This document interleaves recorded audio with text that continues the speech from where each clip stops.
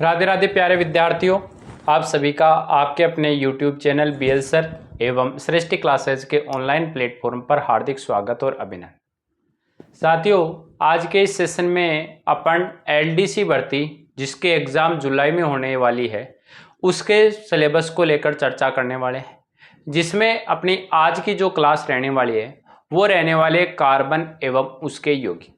पिछली क्लास में अपन ने रासायनिक अभिक्रिया एवं उत्प्रेरक वाला पोर्शन देख लिया है। उसमें अपन ने रासायनिक परिवर्तन भी देख लिया है, भौतिक परिवर्तन भी देख लिया है।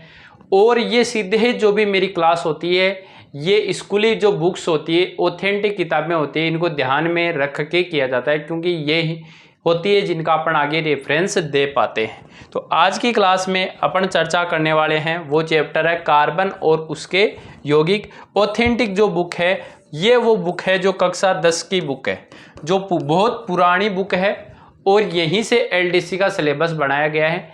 इस किताब से अपन हूबहू सीधा पढ़ने वाले हैं।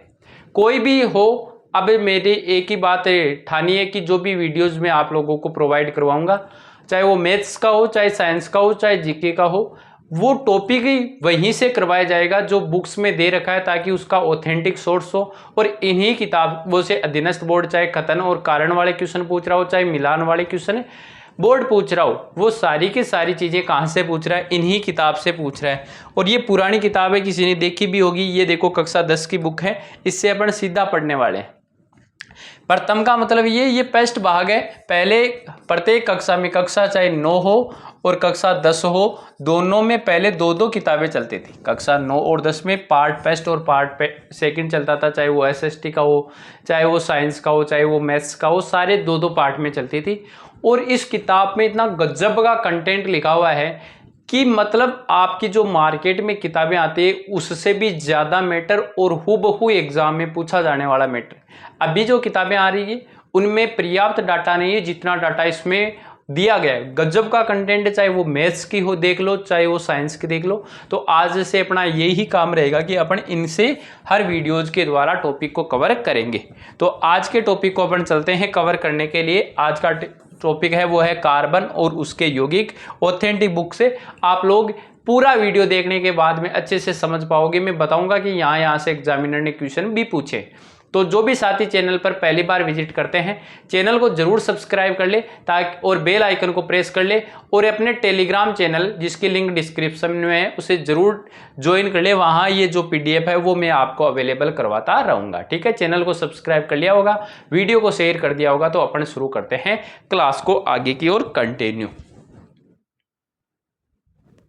तो अब शुरू करते हैं अपन अध्याय नंबर जो 4 है वो है कार्बन एवं उसके महत्वपूर्ण यौगिक। चलो देखते हैं। हम दैनिक जीवन में कई पदार्थों जैसे दूध, चाय, कॉफी, अनाज, शक्कर, तेल, घी, केरोसिन, पेट्रोल, डीजल, रसोई गैस, औषधि, कपड़े, साबुन, अपमार्जक, प्लास्टिक, रबर, पेंसिल, कीटनाशक आदि का उपयोग करते हैं। यानी अपन दैनिक जीवन में इन चीज़ों का उपयोग करते हैं। ये बच्चों जैसी किताब है, अच्छे से समझ में आएगी। इन सभी पदार्थों में प्रमुखता से कौन सा तत्व पाया जाता है? प्रमुखता से इसमें कार्बन तत्व पाया जाता है। प्रमुखता से कौन सा तत्व पाया जाता है? कार्बन तत्व पाया जाता है। कार्बन परमाणु अपने विशिष्ट गुणों के कारण कई यौगिकों का निर्माण करता है। कई यौगिक कार्बन परमाणु विशिष्ट गुण, इस कार्बन के अंतर्गत क्या पाए जाते हैं? विशिष्ट गुण पाए जाते हैं। कई यौगिकों का निर्माण करता है जिनकी संख्या अन्य सभी तत्वों के समान बनाए गए यौगिकों की कुल संख्या की तुलना में कई गुना अधिक होती है। तो आप लोग समझ गए होंगे यहाँ क्या कहना चाह रहा है कि कार्बन परमाणु अपने विशिष्ट गुणों के कारण बहुत सारे यौगिक बनाता है जिनकी जो संख्या होती है ना, अन्य सभी तत्वों द्वारा बनाए गए कुल यौगिकों की संख्या से बहुत ज्यादा होती है। तो ये भी इंपॉर्टेंट लाइन है, ये भी आपको कथन और कारण के रूप में लिखी हुई आ सकती है। किस प्रकार से? जैसे कथन लिख सकता है कि कार्बन के पास में विशिष्ट प्रकार के गुण पाए जाते हैं। उसके बाद में उसका कथन कारण लिखा जा सकता है क्योंकि इसके यौगिकों का संख्या अधिक होती है और इनके अन्य सभी तत्वों के द्वारा बनाए गए यौगिकों की कुल संख्या की तुलना में कई गुना अधिक होती है। ये कथन में लिख के ये कारण में लिख सकता है, तो कथन कारण की व्याख्या वहां हो जाएगी। अब कार्बन परमाणु की विशेषताएं इंपॉर्टेंट है। यहां से पिछली एलडीसी में विशेषता पूछी भी गई है, अब की बार वापस पूछी जा सकती है। कार्बन परमाणु का सबसे पहले अपन प्रतीक की बात करें। कार्बन परमाणु का प्रतीक होता है, वो होता है 6C12। 6C12 इसका मतलब इसका प्रतीक है वो C है। प्रतीक क्या है? C है, जिसको C से डिनोट कर रहे हैं। प्रतीक क्या है? C है। ये जो 6 लिखा हुआ है ये इसका परमाणु क्रमांक है। कौन सा क्रमांक है? परमाणु क्रमांक है। परमाणु जितने क्रमांक होते हैं उतने ही उस तत्व के अंतर्गत प्रोटॉन पाए जाते हैं। यानी जितना उसका परमाणु क्रमांक होगा उतने ही उसमें क्या होंगे? प्रोटॉन होंगे। और उसमें न्यूट्रॉनों की संख्या जोड़ने से एक संख्या प्राप्त होती है जिसका होता है द्रव्यमान संख्या। कौन सी संख्या? द्रव्यमान संख्या, या परमाणु भार भी बोलते हैं अपन कई बार इसको। तो द्रव्यमान संख्या इसमें 12 है, प्रोटॉनों की संख्या इसमें 6 है। जितने सामान्य उदासीन जो भी तत्व होता है उसमें जितने प्रोटॉन होते हैं उतने ही इलेक्ट्रॉन होते हैं, तो प्रोटॉन और इलेक्ट्रॉन 6 हो जाएंगे। इस संख्या में से इस संख्या को माइनस करने से न्यूट्रॉनों की संख्या प्राप्त होती है जी प्यारे बच्चों। तो ये समझ गए होंगे कि आप लोग इसका कौन सा क्रमांक आ गया। परमाणु का जो प्रतीक है ये, इसका इलेक्ट्रॉनिक विन्यास 1s2 2s2 2p4 2 ही होगा ना, 6 होते हैं 2p2 1s2 2s2 2p2 इसका इलेक्ट्रॉनिक विन्यास है। इलेक्ट्रॉनिक विन्यास में आपको अलग से बताऊंगा कि इलेक्ट्रॉनिक विन्यास क्या होता है, अलग से समझाऊंगा एक बार कि यहाँ 1s2 ही क्यों आया, 2s2 ही क्यों आया, 2p2 क्यों यहाँ 1 एक ही बार क्यों आया, 2 कितनी बार आया, ये बातें मैं आपको इलेक्ट्रॉनिक विन्यास में समझा दूंगा। कार्बन चतुसंयोजी होता है, ये बहुत इंपॉर्टेंट बात है कि कार्बन चतुसंयोजी होता है। इसका तात्पर्य है कि एक जो कार्बन होता है अन्य 4 कार्बनों से संयोग किए हुए रहता है। क्लियर है? उसके बाद में कार्बन की ज्यामिति संरचना होती है, वो होती है समचतुष्फलकीय होती है। कैसे होती है? समचतुष्फलकीय होती है कार्बन की ज्यामिति, जिसमें चारों संयोजकताएं समचतुष्फलक के चारों कोनों की ओर इंगित रहती है। प्रत्येक संयोजकता के मध्य 109 डिग्री 28 मिनट का कोण होता है। ये कोण भी 2018 वाली एलडीसी में पूछा हुआ है कि कार्बन कार्बन के मध्य जो कोण होता है वो कितना होता है, तो वो होता है 109 डिग्री 28 मिनट का होता है। 109 डिग्री 28 मिनट का इस संरचना के अकॉर्डिंग इसके मध्य कोण होता है। कार्बन में श्रृंखलन का गुण पाया जाता है कि प्रवृत्ति पाई जाती है। ये अभी शायद रीट के अंतर्गत ये लाइन पूछी गई है। कार्बन में श्रृंखलन की प्रवृत्ति पाई जाती है, यानी एक कार्बन दूसरे कार्बन से जुड़ते हुए श्रृंखला का निर्माण करता है, जिसमें एक कार्बन दूसरे कार्बन से तथा दूसरा कार्बन तीसरे कार्बन से जुड़कर एक लंबी श्रृंखला का निर्माण करता है। जैसे ये लिख रखा है कार्बन, फिर कार्बन कार्बन कार्बन कार्बन, ऐसे आगे तक जुड़ सकते हैं। क्लियर है? ये चीज आप लोगों को समझ में आ गई होगी। फिर उसके बाद में है कार्बन परमाणु की श्रृंखला में कार्बन कार्बन आपस में एकल बंध से भी, द्विबंध से भी और त्रिबंध से जुड़ सकते हैं। यानी कार्बन जो कार्बन है अन्य कार्बन से एकल बंध के द्वारा भी जुड़ सकता है, द्विबंध से भी जुड़ सकता है और त्रिबंध से भी जुड़ सकता है। इससे ये हाइड्रोकार्बन बनाएंगे, जिनको अपन आगे पढ़ेंगे। इस अध्याय में हम कार्बन के कुछ महत्वपूर्ण यौगिकों का अध्ययन करेंगे, ठीक है, जैसे हाइड्रोकार्बन। पहला यौगिक क्या बना इससे? हाइड्रोकार्बन। यानी कार्बन है वो हाइड्रोजन से भी संयोग कर सकता है। किसके साथ में? हाइड्रोजन के साथ में संयोग करके। यानी कार्बन और हाइड्रोजन के संयोजन से एक यौगिक बना जिसका नाम दे दिया अपन ने हाइड्रोकार्बन। हाइड्रोकार्बन प्रकृति में सामान्यतः परमाणु स्वतंत्र नहीं पाए जाते। परमाणु होते हैं वो स्वतंत्र नहीं पाए जाते हैं। कौन पाए जाते हैं स्वतंत्र? स्वतंत्र पाए जाते हैं अणु। परमाणु क्या होते हैं? जुड़े हुए रहते हैं तथा स्थायित्व प्राप्ति के लिए अन्य परमाणु से संयोग कर एक अणु बनाते हैं। आपने पढ़ा होगा परमाणु एटम क्या होता है? वह सूक्ष्मतम कण जिसको और अधिक विभाजित नहीं किया जा सकता, उसको अपन क्या नाम देते हैं? उसको अपन बोलते हैं परमाणु। एक परमाणु अन्य परमाणु से संयोग करके जो पदार्थ बनाता है उसको अपन क्या नाम देते हैं? अणु। अणु क्या रह सकता है? स्वतंत्र अवस्था में रह सकता है, जबकि परमाणु स्वतंत्र अवस्था में नहीं रह सकता।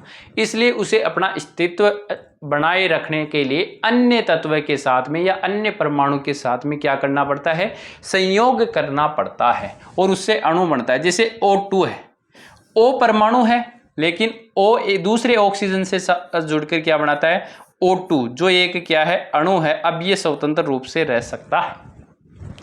कार्बन परमाणु भी अपनी संयोजकता पूर्ण करने के लिए अन्य परमाणु यथा कार्बन से भी जुड़ सकता है, हाइड्रोजन से, ऑक्सीजन से, सल्फर से, नाइट्रोजन से, फास्फोरस से, इसके अलावा हेलोजन आदि से संयोग करता है। कार्बन एवं हाइड्रोजन के संयोग से कई कार्बनिक यौगिकों का निर्माण होता है। यदि कार्बन हाइड्रोजन के साथ में क्या करता है? संयोग करता है, तो बहुत सारे यौगिकों का निर्माण होता है जिन्हें अपन कार्बनिक यौगिक कहते हैं। कार्बन और हाइड्रोजन से बने यौगिक हाइड्रोकार्बन कहलाते हैं। इंपॉर्टेंट बात है कि कार्बन और हाइड्रोजन से बने यौगिक क्या कहलाते हैं? हाइड्रोकार्बन कहलाते हैं। जैसे CH4 जिसे अपन मेथेन बोलते हैं, CH4, C2H6 जिसे अपन एथेन कहते हैं, और C2H4 जिसे अपन एथीन कहते हैं। आगे चर्चा करेंगे इनकी। हाइड्रोकार्बन का वर्गीकरण, क्लासिफिकेशंस ऑफ ए हाइड्रोकार्बन। हाइड्रोकार्बनों का वर्गीकरण। हाइड्रोकार्बनों को श्रृंखला के आधार पर प्रमुखतः दो भागों में अपन वर्गीकृत कर सकते हैं। जैसे श्रृंखला बनती है ना, कार्बन कार्बन में श्रृंखलन का गुण पाया जाता है, इसके आधार पर अपन दो प्रकार से वर्गीकृत कर सकते हैं, एक अचक्रीय और एक चक्रीय। अचक्रीय या विवृत हाइड्रोकार्बन, एक नाम क्या है? अचक्रीय, यानी चक्कर नहीं रहेगा, वो क्या रहेंगे? विवर्त रहेंगे, बहुत ज्यादा ओपनली रहेंगे। और चक्रीय हाइड्रोकार्बन जो एक क्या होते हैं? चक्कर बनाते हैं। ये नाम भी आता है एलिफेटिक और एरोमेटिक, ये कहलाते हैं अचक्रीय, जिनको अपन बोलते हैं एलिफेटिक। जैसे कार्बन कार्बन कार्बन कार्बन आगे तक चलते रहते हैं, इसको बोला जाता है एलिफेटिक यानी अचक्रीय हाइड्रोकार्बन। और एरोमेटिक यानी चक्रीय हाइड्रोकार्बन जो एक श्रृंखला में लास्ट में जाके वापस बंद हो जाता है, उसको बोलते हैं चक्रीय। अचक्रीय यानी एलिफेटिक जो हाइड्रोकार्बन होते हैं, इसको भी अपन दो भागों में बांटते हैं, एक संतृप्त हाइड्रोकार्बन और असंतृप्त हाइड्रोकार्बन। संतृप्त हाइड्रोकार्बन कौन सा हाइड्रोकार्बन? संतृप्त हाइड्रोकार्बन। और एक कौन सा हो जाएगा? असंतृप्त हाइड्रोकार्बन। संतृप्त हाइड्रोकार्बन एक होता है जिसे अपन नाम देते हैं एल्केन, यानी कार्बन कार्बन के मध्य सिंगल बंध होता है, यानी एकल बंध होता है। एक कार्बन दूसरे कार्बन से केवल एकल बंध से बना हुआ है, सिंगल बॉन्ड से बना हुआ रहता है, उसको अपन एल्केन कहते हैं, जिसका सूत्र CnH2n+2 होता है, वो आगे चर्चा करेंगे। तो यानी एल्केन समझ गए होंगे कि कार्बन कार्बन के मध्य यदि सिंगल बंध है तो उसको एल्केन कहते हैं, और उसी को अपन संतृप्त हाइड्रोकार्बन कहते हैं। संतृप्त हाइड्रोकार्बन क्या होता है कि कार्बन और कार्बन के मध्य एकल बंध यदि है तो उसे संतृप्त हाइड्रोकार्बन, और कार्बन या कार्बन के मध्य एक या एक से अधिक द्विबंध या फिर त्रिबंध उपस्थित होते हैं, उसको बोलते हैं असंतृप्त हाइड्रोकार्बन। असंतृप्त हाइड्रोकार्बन में एक तो आती है एल्कीन और एक आते हैं एल्काइन। ये एल्कीन में ethene, propene, butene, butyne, propyne का क्या है वो आगे मैं बता दूंगा। ये होता है एल्कीन। क्या होता है? एल्कीन, जिसके अंतर्गत कार्बन कार्बन के मध्य द्विबंध होता है। एल्कीन के अंदर कार्बन कार्बन में कौन सा बंध पाया जाता है? द्विबंध पाया जाता है। और एल्काइन में कार्बन कार्बन के मध्य त्रिबंध पाया जाता है, कम से कम एक त्रिबंध होना चाहिए। उसके बाद में अपन क्या नाम बोलेंगे? विषम चक्रीय। और समचक्रीय, यानी जो अपन ने पढ़ा था चक्रीय हाइड्रोकार्बन, उसमें एक है विषम चक्रीय जिसमें पिरीडीन आती है, प्यूरिन आती है, और विषम समचक्रीय में एरोमेटिक आते हैं ज़्यादातर। एरोमेटिक यानी बेंजीन है, अपने को एक ही पढ़ना है इसमें, बेंजीन, और टालोइन है, नेप्थेलिन है, और एलिसाइक्लिक में साइक्लोप्रोपेन है। साइक्लोप्रोपेन ये एलिसाइक्लिक, ये समचक्रीय के दो है, एरोमेटिक और एलिसाइक्लिक। मुख्यतः अपने को इतना ही पढ़ना है। एलिफेटिक क्या होते हैं, एरोमेटिक क्या होते हैं, सीधे एरोमेटिक वाला ये पोर्शन मैंने आपको बताया था।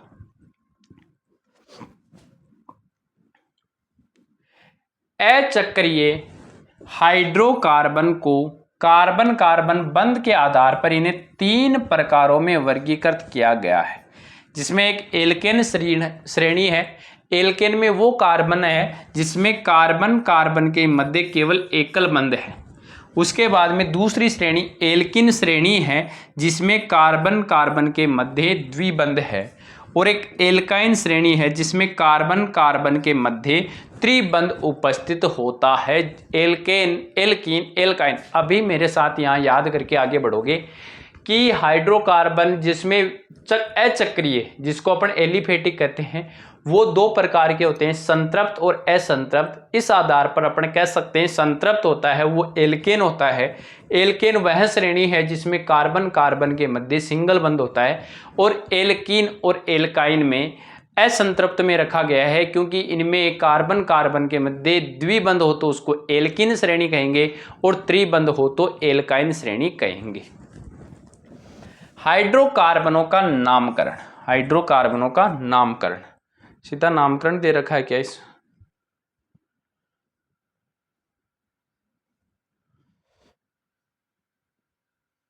सीधा ही नाम, रुको 1 मिनट के लिए पहले कुछ पढ़ाना है।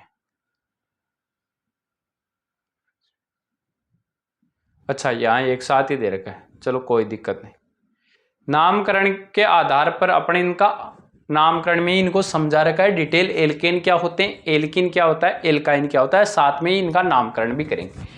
कार्बनिक यौगिकों के नामकरण की कई प्रणालियां पूर्व में प्रचलित रही, यथा साधारण प्रणाली भी बोल सकते हैं, रूढ़ प्रणाली बोल सकते हैं, व्युत्पन्न प्रणाली आदि, किंतु संपूर्ण विश्व में यौगिकों को एक ही नाम से जाना जाए, इसके लिए वर्तमान में नवीन नाम पद्धति प्रचलित है, जिसे अंतर्राष्ट्रीय विशुद्ध एवं अनुप्रयुक्त रसायन संघ या IUPAC, international union of pure and applied chemistry, IUPAC नामकरण इनका अपन करेंगे।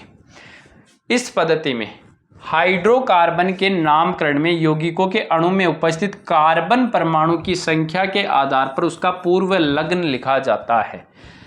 अणु में उपस्थित बंध के आधार पर उसका अनुलग्न लिखा जाता है।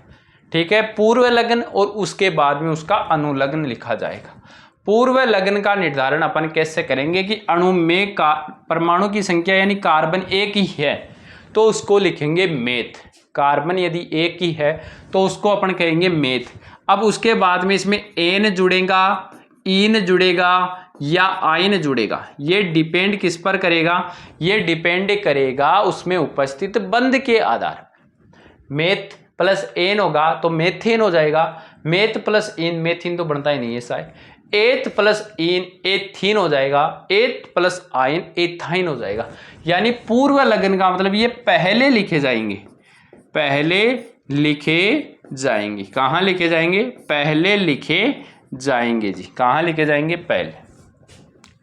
यदि कार्बन 1 है तो मेथ, 2 है तो एथ, 3 है तो प्रोप, 4 है तो ब्यूट, 5 है तो पेंट, 6 है तो हेक्स, 7 है तो हेप्टे, 8 है तो ओक्ट, 9 है तो नॉन और 10 है तो डेक। यह आपको देखना है। अब ये तो अपन ने किसका निर्धारण कर लिया, ये तो निर्धारण कर लिया पूर्व लग्न। पूर्व लग्न का मतलब जो पहले लिखा जाएगा। उसके बाद में आएगा अनुलग्न। अनुलग्न का मतलब जो परते लगाते हैं बाद में। अणु में कार्बन कार्बन के मध्य बंध के प्रकार के आधार पर यदि सिंगल बंध है तो अपन एन लिखेंगे, एन लिखेंगे। यदि द्विबंध है तो इन लिखेंगे। द्विबंध है, देखो कार्बन कार्बन के मध्य द्विबंध है तो इन लिखेंगे। और कार्बन कार्बन के मध्य त्रिबंध है तो क्या लिखेंगे, आयन लिखेंगे, यानी एकल बंध के आधार पर एन लिखेंगे। इसके आधार पर सबसे पहली श्रेणी पढ़ेंगे अपन एल्केन श्रेणी। कौन सी श्रेणी, एल्केन श्रेणी। इस श्रेणी के यौगिकों का सामान्य सूत्र CnH2n+2 होता है। CnH2n+2 कहने का मतलब ये है कि जितने कार्बन होंगे हाइड्रोजन उसके 2 गुणे से 2 ज्यादा होंगे। जितने इसमें क्या होंगे, कार्बन होंगे, हाइड्रोजन की संख्या उसके 2 गुणे से 2 ज्यादा होगी। तो एल्केन का सामान्य सूत्र आप लोगों को पता चल चुका है। इन्हें संतृप्त हाइड्रोकार्बन भी कहते हैं, पहले ही याद कर लिया। इस श्रेणी का अनुलग्न एन होता है। इस श्रेणी में श्रृंखला में केवल एक कलबंध होता है। सारी बातें इस हो गई। अब चलते हैं इनका नामकरण। जैसे C1 लेंगे तो H कितने लेंगे, तो आप कहोगे इसके 2 गुणे से 2 ज्यादा। 1 को 2 से गुणा किया तो भी 1। इसके अंतर्गत यदि अपन 2 जोड़ेंगे तो 1 को 2 से गुणा किया तो 2 और 2 कितने हो गए, 4, यानी C1H4। अब 1 को लिखते नहीं है तो इसका सूत्र क्या हो गया, CH4। क्या लिखेंगे, C यदि 1 होता है तो पूर्व लग्न मेथ लगता है और सिंगल बंध के आधार पर इस पे N जुड़ेगा तो ये क्या बन जाएगा, मेथेन हो जाएगा। क्या हो जाएगा, मेथेन हो जाएगा। ऐसे यदि N की वैल्यू 2 ले लेंगे तो C2 हो जाएगा। H कितने हो जाएंगे, 2 दूनी 4 प्लस में 2, यानी कितने हो गए, C2H6।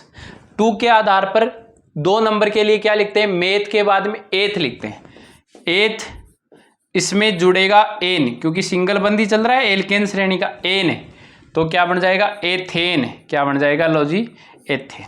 क्लियर है। सर हमें बताओ कि कैसे हुआ। तो देखो C2 लेने, कार्बन कार्बन के मध्य सिंगल बंध रखना है, हाइड्रोजन जोड़ना है, 1 हाइड्रोजन, 2 हाइड्रोजन, 3 हाइड्रोजन, 4, 5 और 6, ये इस आधार। क्योंकि कार्बन को अपनी संयोजकता भी पूरी करनी है, क्योंकि कार्बन की संयोजकता कितनी होती है, 4 होती है। ऐसे प्रोपेन देख लोगे, ब्यूटेन देख लोगे, ये सारे आप लोग देख सकते हो। अब अपन बात करेंगे एल्किन श्रेणी की। किसकी बात करेंगे, एल्किन श्रेणी। इस श्रेणी के यौगिकों का सामान्य सूत्र CnH2n होता है। सामान्य सूत्र क्या होता है, CnH2n होता है। वहां +2 था, यहां +2 नहीं होगा। क्यों, क्योंकि यहां कार्बन कार्बन के मध्य कौन सा बंध आएगा, कम से कम एक द्विबंध आएगा। इसमें कार्बन कार्बन के मध्य एक द्विबंध पाया जाता है। द्विबंध की उपस्थिति के कारण इन्हें असंतृप्त हाइड्रोकार्बन भी कहते हैं। द्विबंध के कारण इन्हें क्या कहते हैं, असंतृप्त। इन्हें ओलिफिन्स भी कहते हैं। ये इंपॉर्टेंट बात आई, एल्किन को क्या कहा जाता है, ओलिफिन्स भी कहा जाता है। इस श्रेणी का अनुलग्न ईन होगा। पूर्व लग्न तो सेम कार्बन की संख्या के आधार पर होंगे, मेथ होगा, एथ होगा, तो मेथ हो नहीं सकता। तो इस श्रेणी का पहला सदस्य एथीन होता है। पहला सदस्य क्या होता है, एथीन होता है, क्योंकि कम से कम 2 कार्बन होने चाहिए। इस श्रेणी में द्विबंध हेतु न्यूनतम 2 कार्बन परमाणु की आवश्यकता होती है, 1 कार्बन हो ही नहीं सकता। तो यहाँ n बराबर 1 नहीं होता है। नहीं होता है तो मेथीन तो नहीं बनेगी, कभी भी मेथीन नहीं बनेगी। मेथिल जरूर होता है लेकिन मेथीन नहीं बनेगा आपका। क्लियर है। n बराबर 2 रखोगे तो C2, H कितने हो जाएंगे, तो आप कहोगे सर H हो जाएंगे 2 के डबल 4। कैसे हुआ 4, कार्बन कार्बन के मध्य द्विबंध। तो कार्बन कार्बन के मध्य यहाँ क्या लगा दिया अपन ने, द्विबंध। अब संयोजकता यहाँ 2 तो कंप्लीट हो रही है, केवल 1 की आवश्यकता है, H की, केवल H। 1, 2, 3 और 4 संयोजकता हो गई। ऐसे इस कार्बन की 1 और 2, तो देखो हाइड्रोजन कितने लगे, मात्र हाइड्रोजन लगे इसके 4। क्लियर है। ब्यूटिलीन। फिर अगली श्रेणी एल्काइन। इनका सामान्य सूत्र CnH2n-2 होता है। सामान्य सूत्र क्या होता है, CnH2n में से भी 2 कम हो जाए। ये भी असंतृप्त हाइड्रोकार्बन होते हैं। इन्हें एसीटिलीन कहते हैं। इन्हें क्या कहते हैं? एसीटिलीन कहते हैं। एसीटिलीन कहते हैं। क्या कहते हैं? एसीटिलीन। इस श्रेणी में एक क्या पाया जाता है? त्रिबंध पाया जाता है। इस श्रेणी में एक क्या पाया जाता है? इस श्रेणी में कम से कम एक त्रिबंध पाया जाता है। क्या पाया जाता है? त्रिबंध पाया जाता है। तो इसका सूत्र अपने को याद हो गया। इंपॉर्टेंट चीज है सूत्र। यहां से CN क्या हो गया? CnH2n माइनस का 2। तो यहां से सबसे पहले कम से कम एक त्रिबंध होने के लिए 2 कार्बन होंगे, तो ये एक त्रिबंध के लिए। अब देखो यहां पर, यहां से अपने को C यदि अपन ने 2 रखा तो H इसके 2 गुणे से भी 2 कम, 2 दूनी 4, 4 में से 2 गया तो वापस 2। कैसे? देखो 3 1 2 3 4 ही चाहिए, तो एक हाइड्रोजन जुड़ गया इससे, एक हाइड्रोजन जुड़ गया इससे। ठीक है, यानी CH ट्रिपल बॉन्ड CH। ये क्या बन गया? ये मेथ है, ये एथ है, तो एथीन नहीं एथाइन, आइन जुड़ेगा इसमें, एथाइन। ठीक है, चलते हैं आगे। ऐसे ही 3 के लिए क्या बनेगा? प्रोपाइन। व्युत्पन्न नाम है मेथिल एसीटिलीन, मेथिल एसीटिलीन। और फिर है ब्यूटाइन, एथिल एसीटिलीन। हाइड्रोजन के अतिरिक्त कार्बन अपनी संयोजकता पूर्ण करने के लिए अन्य कार्बन परमाणु से ही संयोग कर नए पदार्थ बनाने की क्षमता भी रखता है, जैसे हीरा है, ग्रेफाइट है, फुलरिन है। इनको बोलते हैं कार्बन के अपरूप। कार्बन हाइड्रोजन के साथ में संयोग करता है तो क्या बनाता है? हाइड्रोकार्बन। लेकिन यदि ये क्या कर ले, किसी कार्बन दूसरे कार्बन से ही संयोग कर ले, तो वो होता है कार्बन का अपरूप। तो कार्बन के अपरूप किसी तत्व के 2 या 2 से अधिक रूप जो गुणधर्मों में एक दूसरे से पर्याप्त भिन्न है, अपरूप कहलाते हैं। किसी तत्व के 2 या 2 से अधिक रूप होते हैं जो गुणधर्मों में बिल्कुल एक दूसरे से अलग होते हैं, वो कार्बन के क्या कहलाते? अपरूप कहलाते हैं, तथा इस गुण को अपरूपता कहते हैं। कार्बन के अपरूप 2 प्रकार के होता है। एक होता है क्रिस्टलीय अपरूप, दूसरा होता है अक्रिस्टलीय अपरूप। कार्बन के 2 अपरूप है, जिसमें क्रिस्टलीय अपरूप 3 है मुख्य, हीरा, ग्रेफाइट और फुलरिन।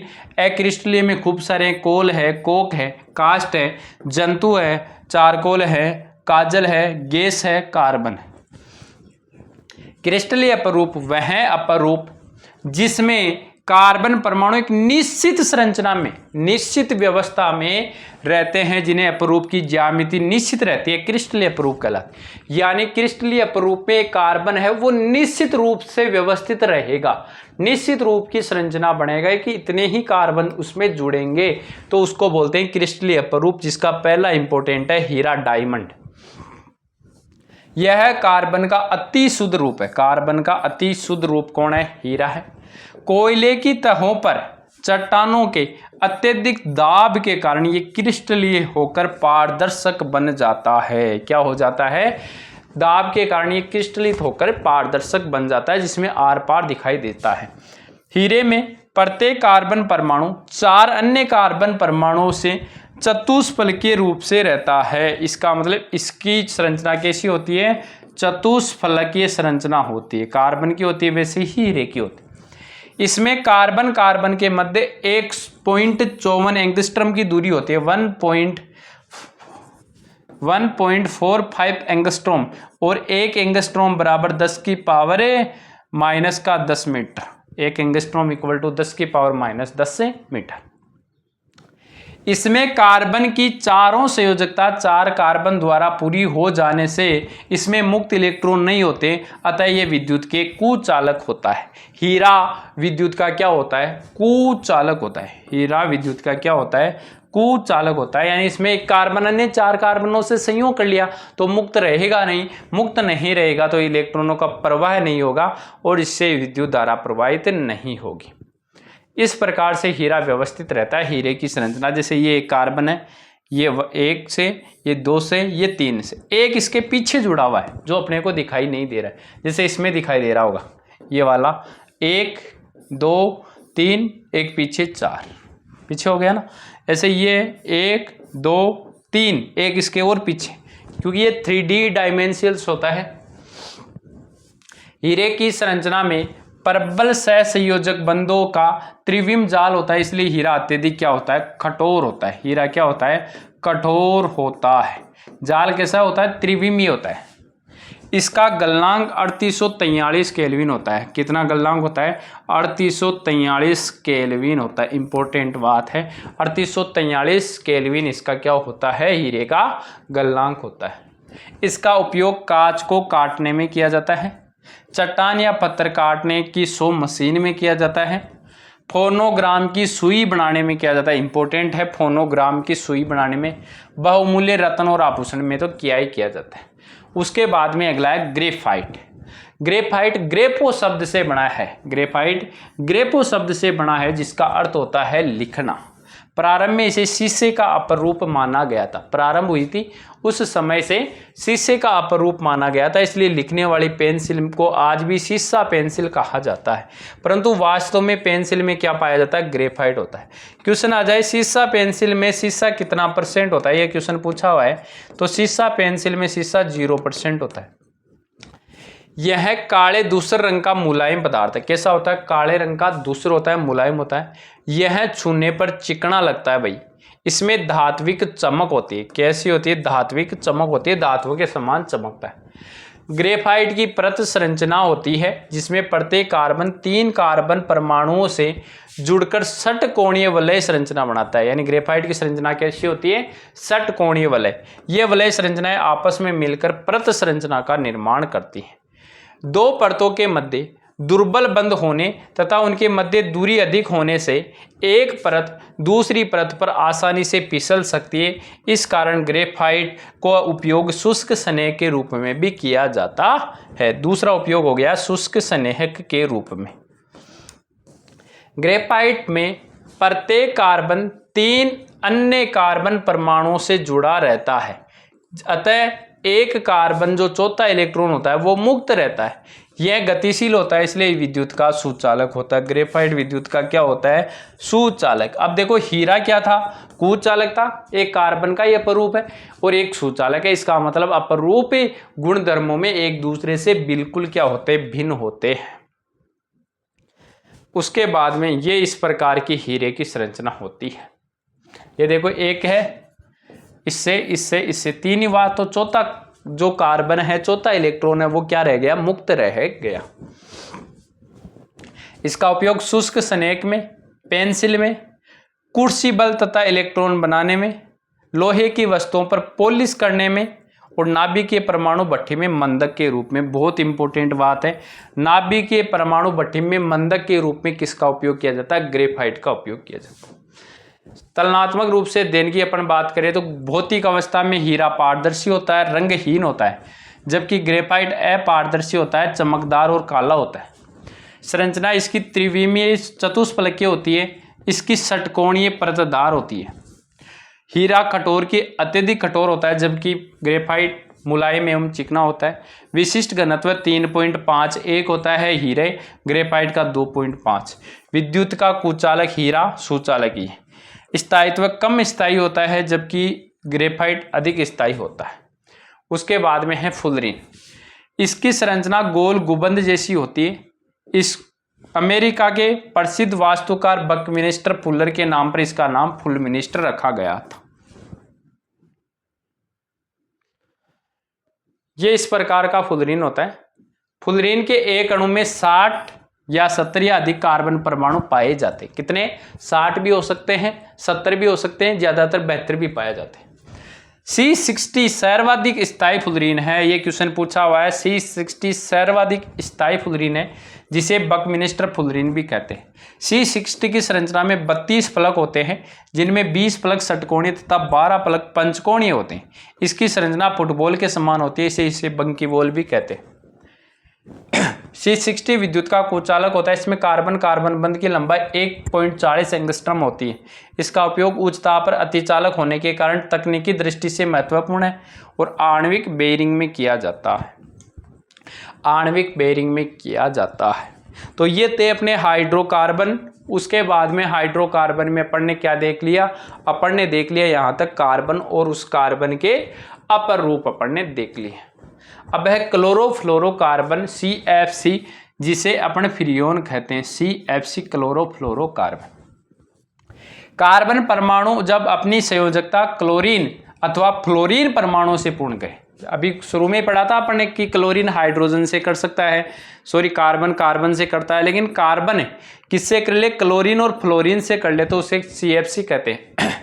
तो बने योगी क्लोरोफ्लोरोकार्बन CFC कहलाते हैं, जिन्हें फ्रियोन भी कहा जाता है। एल्केनों के पॉलीक्लोरोफ्लोरोकार्बन युग्मकों को क्लोरोफ्लोरोकार्बन परमाणु या फ्रियोन कहते हैं। फ्रियोन के आंकिक नाम के लिए इनके अणुसूत्र में उपस्थित कार्बन, हाइड्रोजन तथा फ्लोरीन परमाणु की संख्याओं का उपयोग किया जाता है, जैसे Freon XYZ, Freon X, Y और Z। X क्या है, X है फ्रियोन अणु में उपस्थित कार्बन परमाणु की संख्या में से एक, यानी X बराबर जितने कार्बन है उसमें से एक कम कर दो, X का मान आ जाएगा। X का मान क्या होगा, X का मान होगा कार्बन जितने परमाणु है उसमें से एक की कमी हो जाएगी। Y क्या है, यहाँ पर Y ये फ्रियोन अणु में उपस्थित हाइड्रोजन परमाणु की संख्या में +1 कर दो, और Z क्या है, उपस्थित फ्लोरीन के परमाणु की संख्या है। जैसे इस सूत्र से समझेंगे अपन, जैसे अणुसूत्र है CFCl3, क्या है CFCl3। अब देखो इसको फ्रियन के रूप में लिखेंगे तो X का मान लिखना पड़ेगा, Y का मान लिखना पड़ेगा, Z का मान लिखना पड़ेगा।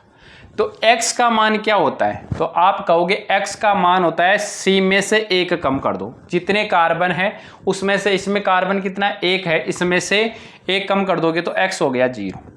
फिर Y क्या होता है, Y होता है जितने इसके अंतर्गत उपस्थित होते हैं हाइड्रोजन परमाणु उसमें एक जोड़ दो, ठीक है ना, हाइड्रोजन परमाणु में एक जोड़ दो। तो हाइड्रोजन परमाणु कितने हैं इसके अंतर्गत, तो हाइड्रोजन अपन बाद में देखेंगे कि इसमें कितने हैं। Z क्या है, फ्रियोन में उपस्थित फ्लोरीन, फ्लोरीन कितनी है, तो फ्लोरीन यहां पर कितनी है, तो फ्लोरीन यहां से अपने को पता चल रहा है कि फ्लोरीन उपस्थित है 1, तो Z कितना हो गया, 1 हो गया। Y कितने हैं इसमें, हाइड्रोजन, Y क्या है, Y है हाइड्रोजन की संख्या। क्लोरीन तो अब देखो अपने आप आ जाएगा CF, फिर हाइड्रोजन उस पर डिपेंड करेगा कि कितने जोड़ने हैं, कितने जोड़ने हैं। तो फ्रियोन, जैसे इसके नाम से सूत्र बनाते हैं अपन, इसके नाम से सूत्र बनाते हैं, जैसे फ्रियोन 12 है, फ्रियोन 12 है, तो फ्रियोन रह गया। आगे अपने को क्या क्या देखना है, X देखना है, Y देखना है, Z देखना है। सबसे पहले 12, इसका मतलब यहां से स्टार्टिंग में 0 लगा हुआ है, 12 का मतलब स्टार्टिंग में क्या है, 0 लगा हुआ है, यानी X का मान कितना है +1, तो कार्बन कितना होगा, 1 होगा, कार्बन कितना होगा, 1 होगा। उसके बाद में Y क्या है, हाइड्रोजन का मान, Y देखेंगे हाइड्रोजन का मान। उसके बाद में अपने को क्या देखना है, Z देखना है, तो Z कितने हो जाएंगे, 2 हो जाएंगे, Z कितने हो जाएंगे, 2, और Y तो उतना का उतना ही रहेगा जितना इसके अंतर्गत है। फ्रियोन 113, फ्रियोन 113, तो यहां पर X का मान तो वैसे 1 देख रखा है, Y का मान 1 दे रखा है, Z का मान 3 दे रखा है, तो ये तो देखो C 2 है तो 1 कम हो गया। उसके बाद में फ्लोरीन जितने हैं उतने के उतने होते हैं, हाइड्रोजन का यहां पर मान कितना है, 1 है, ठीक है, और C2F4Cl2। अब है फ्रियोन के उपयोग, रेफ्रिजरेटरों, एयर कंडीशनर, शीत संग्रकों में एवं प्रशीतक के रूप में किया जाता है, अक्रिय विलायक के रूप में किया जाता है। ये थी आपकी फ्रियोन, ये क्या थी आप लोगों की, फ्रियोन थी।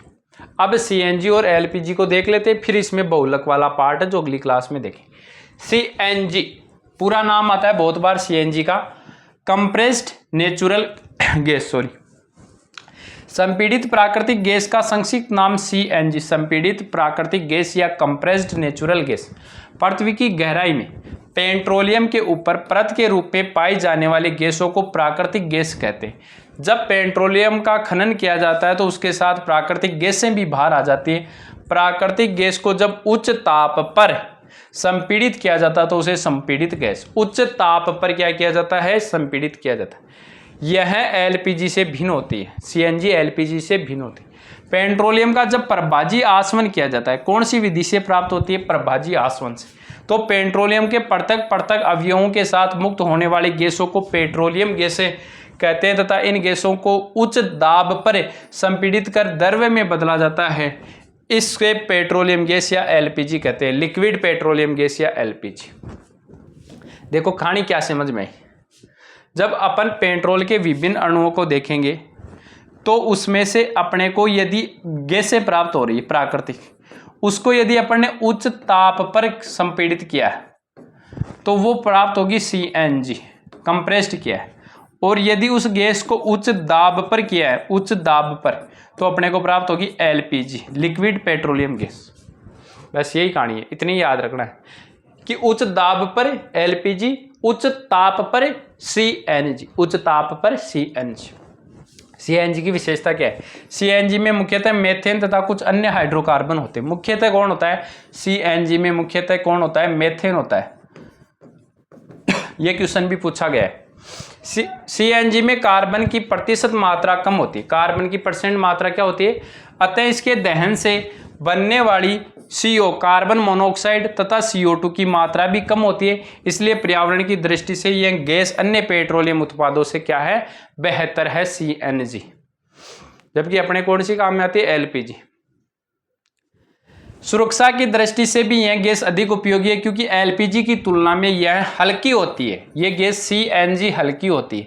यदि इसका रिसाव होता है तो हल्की होने के कारण यह वायु में फैल जाती है, जबकि एलपीजी भारी होने के कारण नीचे की सतह पर एकत्र हो जाती है, जिससे दुर्घटना का खतरा। अब अपने सिलेंडरों में कौन सी गैस भरी हुई आती है? सिलेंडरों में आती है एलपीजी। एलपीजी का मतलब लिक्विड है, वो लिक्विड होता है, वो भारी होता है, वो एक जगह जम जाता है। जैसे ही अपन माचिस जलाते हैं तो वो अपने कपड़ों की ओर आकर्षित होती है और अपने कपड़ों को पकड़ लेती है, इसलिए वो आग जल्दी पकड़ लेती है, इसलिए दुर्घटना होती है। सीएनजी का उपयोग ईंधन में होता है। आजकल वर्तमान में महानगरों में चलने वाले वाहनों में पेट्रोलियम तथा डीजल के विकल्प के रूप में भी है।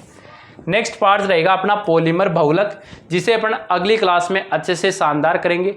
यहाँ तक अपन ने पढ़ा कार्बन और कार्बन के विभिन्न प्रकार के अपरूप और हाइड्रोकार्बन। ठीक है, आज के वीडियो को यहीं देते विराम। नेक्स्ट चर्चा करेंगे नेक्स्ट क्लास में। तब तक के लिए ऑल द बेस्ट, धन्यवाद। इसी सीरीज को कंटिन्यू रखना है तो आप कमेंट बॉक्स में जरूर लिखेंगे और आप लोग वीडियो को ज़्यादा से ज़्यादा शेयर करेंगे। मिलते हैं नेक्स्ट क्लास में, धन्यवाद।